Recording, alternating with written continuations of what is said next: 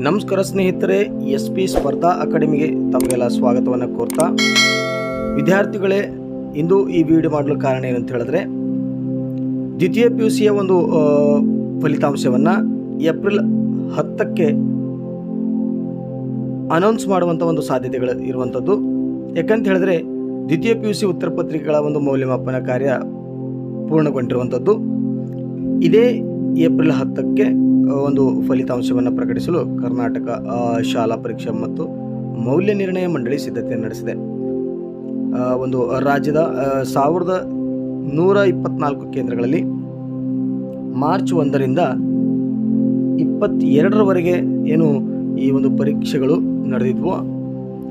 ಹೆಸರು ನೋಂದಾಯಿಸಿಕೊಂಡಿದ್ದ 6.98 ಲಕ್ಷ ವಿದ್ಯಾರ್ಥಿಗಳಲ್ಲಿ 98% ವಿದ್ಯಾರ್ಥಿಗಳು ಈ ಒಂದು ಪರೀಕ್ಷೆಯನ್ನು ಬರೆದಿದ್ದರು ಅಂತ.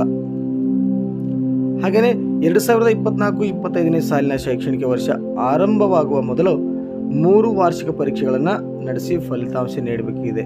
ಹಾಗಾಗಿ ಈ ಒಂದು ಮೌಲ್ಯಮಾಪನವನ್ನು ಮುಕ್ತಾಯಗೊಂಡಿರುವಂಥದ್ರಿಂದ ಇದೇ ಏಪ್ರಿಲ್ 10ಕ್ಕೆ ಏನು ಫಲಿತಾಂಶವನ್ನು ಬರುವಂಥ ಒಂದು ನಿರೀಕ್ಷೆ ಇದೆ ಅಂತ ಹೇಳಲಾಗ್ತಾ ಇದೆ. ಈ ಮಾಹಿತಿ ತಮಗೆ ಇಷ್ಟವಾಗಿದ್ದಲ್ಲಿ ನಮ್ಮ ಚಾನಲನ್ನು ಸಬ್ಸ್ಕ್ರೈಬ್ ಮಾಡ್ಕೊಳ್ಳಿ, ಲೈಕ್ ಮಾಡಿ, ಹಾಗೆ ಕಮೆಂಟ್ ಮಾಡಿ, ಇತರ ನಿಮ್ಮ ಫ್ರೆಂಡ್ಸ್ಗಳಿಗೆ ಶೇರ್ ಮಾಡಿ ಅಂತ. ಧನ್ಯವಾದಗಳು.